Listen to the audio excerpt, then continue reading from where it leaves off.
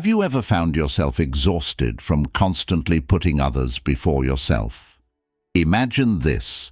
You're the friend who always says yes, the colleague who never says no, and the family member who is always there to help. It feels good to be relied upon, doesn't it? But what happens when you look around and there's no one left to fill your cup? This scenario isn't just a modern dilemma, it's a timeless struggle that even ancient philosophers pondered.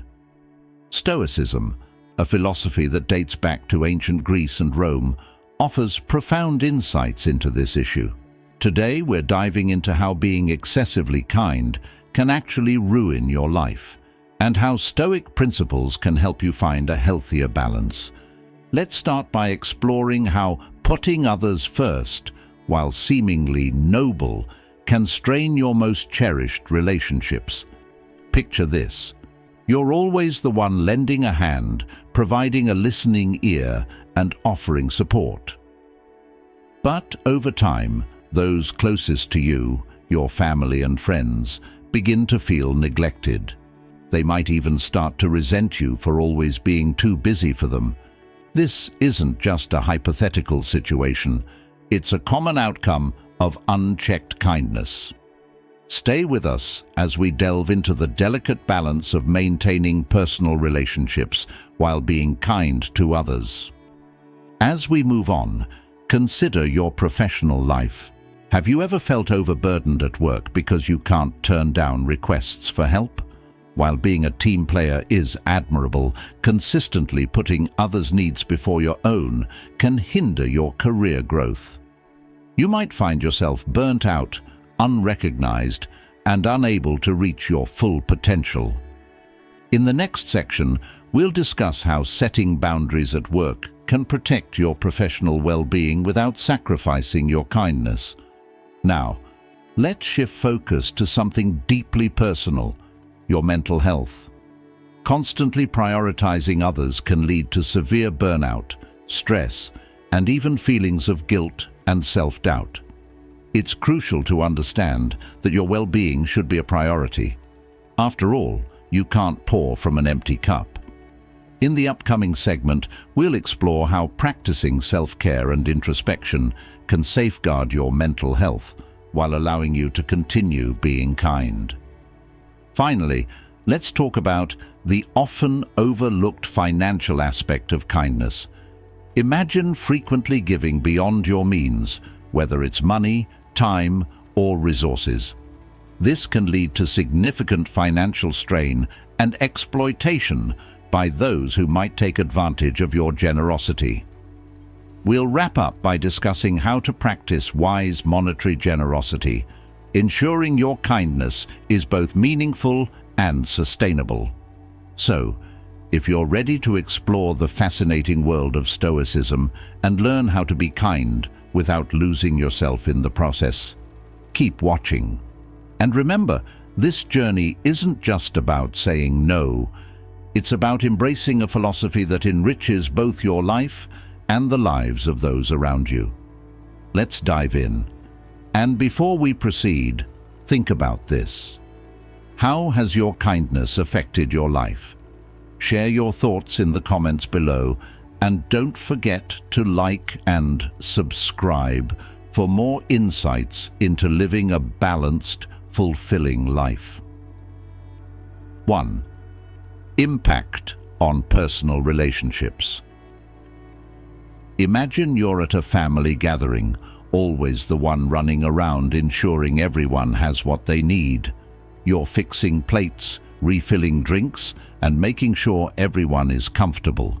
But when it's time for you to relax and enjoy the moment, you find yourself alone, with no one reciprocating the care you've given. This scenario isn't just an anecdote, it's a reality for many who habitually prioritize others over themselves. When you constantly put others first, your personal relationships can suffer. Friends and family might start feeling neglected or taken for granted, leading to resentment and a breakdown in these crucial bonds. Let's dive deeper into this concept. Being kind and supportive is vital for any relationship, But when kindness becomes excessive, it can create an imbalance. For instance, you might become the go-to person for solving everyone's problems, but when you need support, you might find yourself standing alone. This dynamic can cause significant strain and lead to feelings of loneliness and frustration. It's essential to strike a balance between giving and receiving in your relationships. The ancient Stoics understood this well. They believed in the importance of self-care as the foundation for helping others effectively. Consider the wisdom of Marcus Aurelius, who emphasized the need for self-discipline and personal boundaries. He argued that one cannot serve others from a place of depletion. Reflect on your own relationships. Are there times when you feel taken for granted? Have you noticed that always saying yes has led to an imbalance? These are critical questions to ponder as we explore the necessity of setting boundaries. As we wrap up this section, think about the garden analogy from Stoic philosophy. If you neglect your own garden while tending to others, your garden will become overgrown and unproductive. The same applies to personal relationships.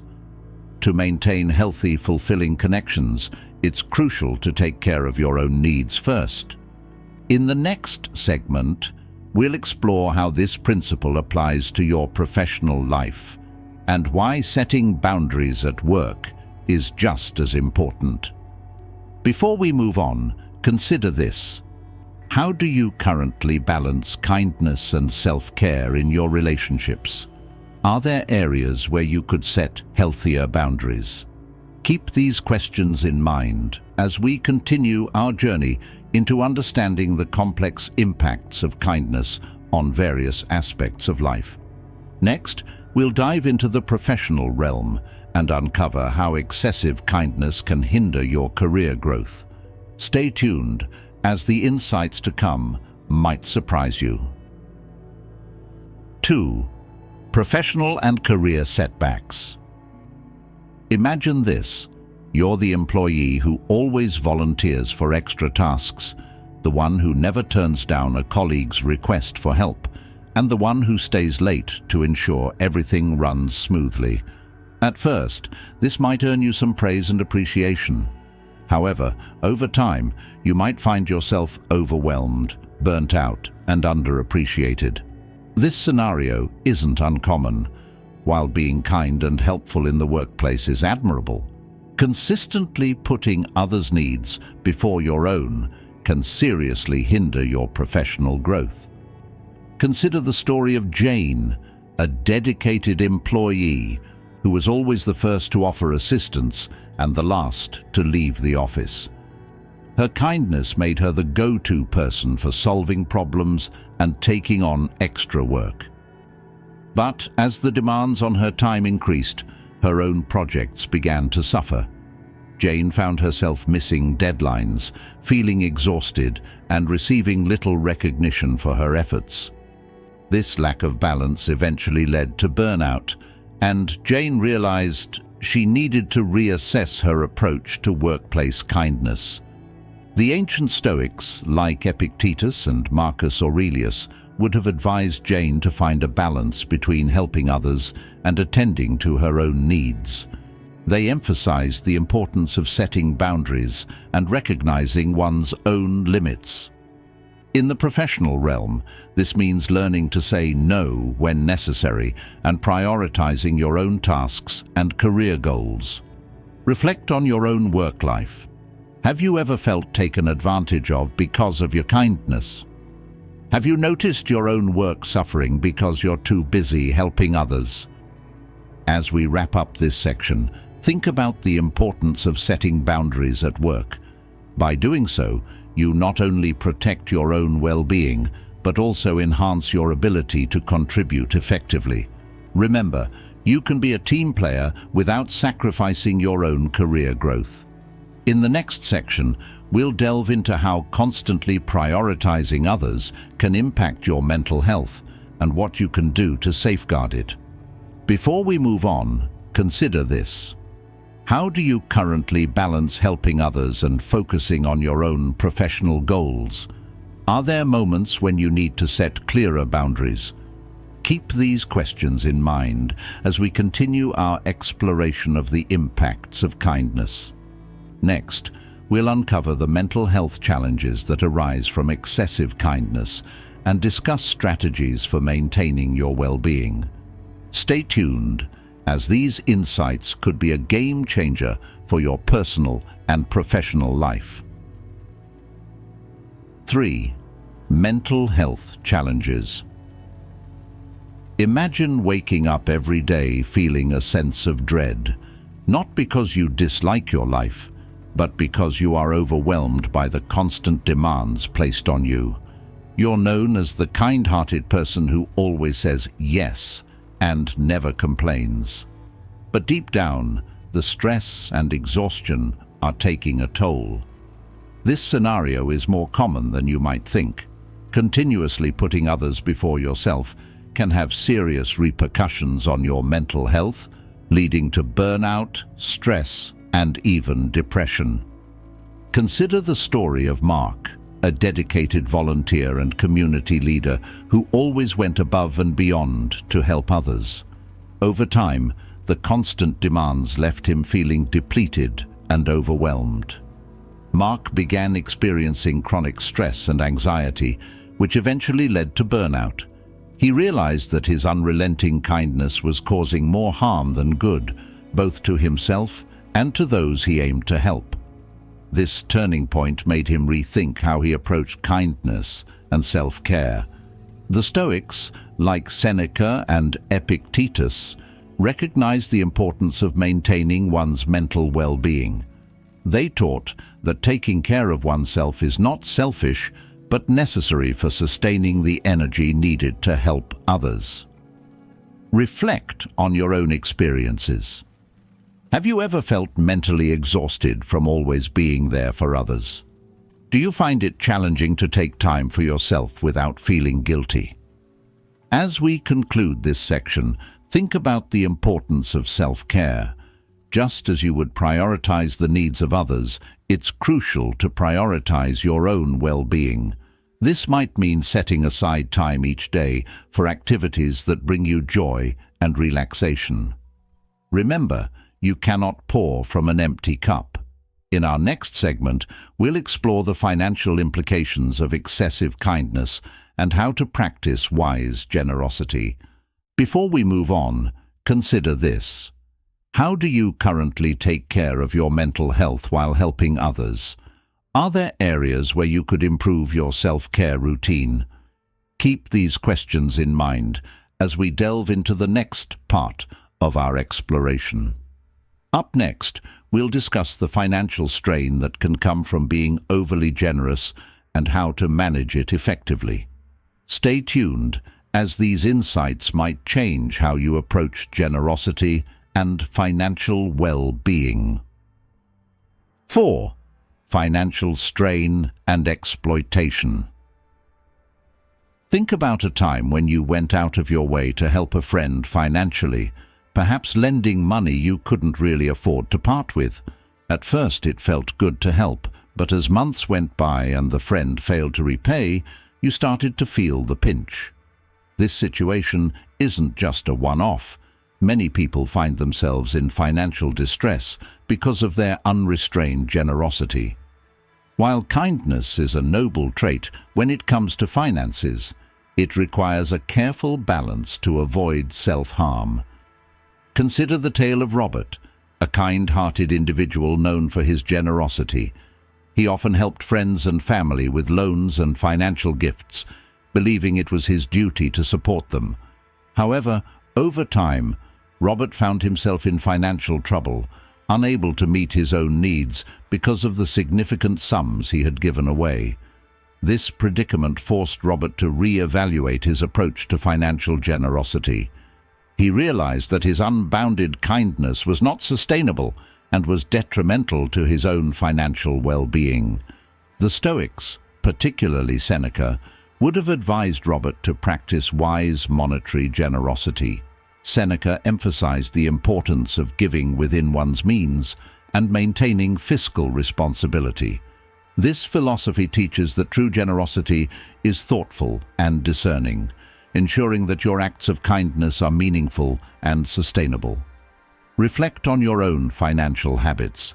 Have you ever felt financially strained because of your generosity? Do you find it difficult to say no to financial requests from others? As we wrap up this section, think about the importance of setting financial boundaries. Just as you would with your time and energy, it's crucial to manage your financial resources wisely. This might mean setting clear limits on how much you can afford to give and being discerning about whom you help and why. Remember, sustainable kindness starts with ensuring your own stability. In our next and final segment, we'll bring together all the insights we've discussed and explore how Stoic principles can help you find a balance between being kind and preserving your well-being. We'll also discuss practical steps you can take to implement these philosophies in your daily life. Before we move on, consider this. How do you manage your financial generosity? Are there times when you need to set clearer financial boundaries? Keep these questions in mind as we conclude our exploration. Up next, we'll tie everything together and provide actionable advice on balancing kindness and self-preservation. Stay tuned, as these final insights will help you transform your approach to kindness and well-being.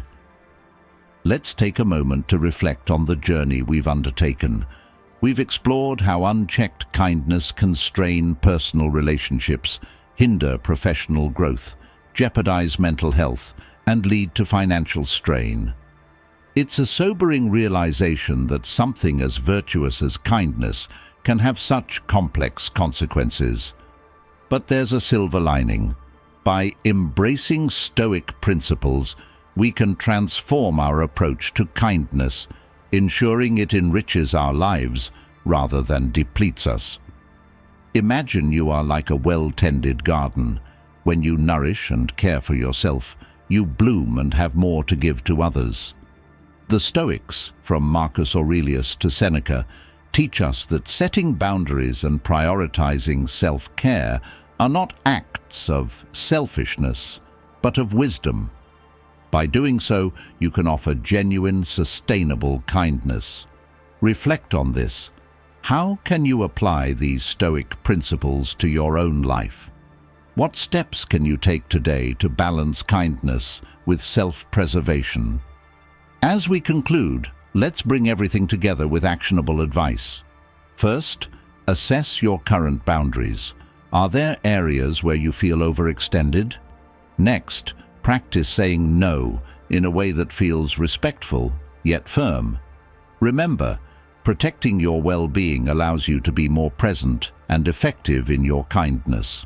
Lastly, integrate self-care into your daily routine. Whether it's through mindfulness practices, exercise, or simply taking time for yourself, ensure you're replenishing your own cup. Before we end, consider how these insights resonate with you. Have you noticed areas in your life where kindness might be causing more harm than good? How can you begin to shift this balance? Your journey towards balanced kindness starts now. Engage with us in the comments below. Share your experiences and thoughts on how you plan to implement these changes. Thank you for joining us in this exploration of kindness through the lens of Stoicism.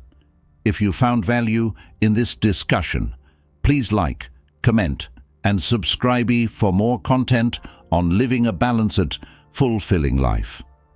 Let's continue to grow together, applying these timeless principles to navigate the complexities of modern life with wisdom and grace.